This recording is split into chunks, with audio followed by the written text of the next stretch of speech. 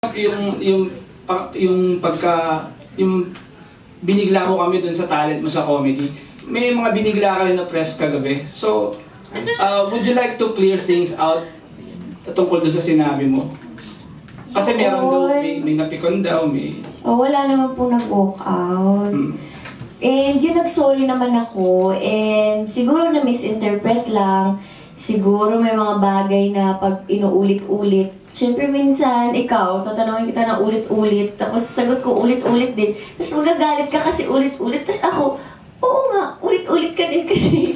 Ulit-ulit lang din yung sagot ko. Siguro may mga bagay na sadyang hindi tayo naiintindihan ng ibang tao. Nakulitan ka lang or something? Hindi naman nakulitan. Siyempre, ako nakulitan. Sorry.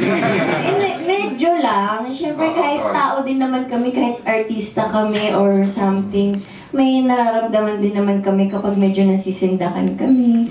Or like, medyo iba na yung klase ng pagtatanong.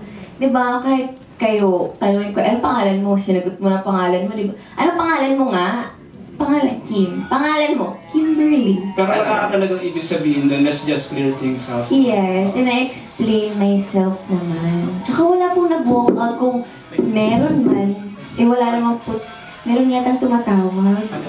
Baka paalis na siya talaga. Okay. Oo, wala naman po nag-walk out. Tsaka kung may na-offend man, pasensya na po. Okay. Thanks, Kim. How nice of you. Thank you very much. Okay, I'd like to call it now.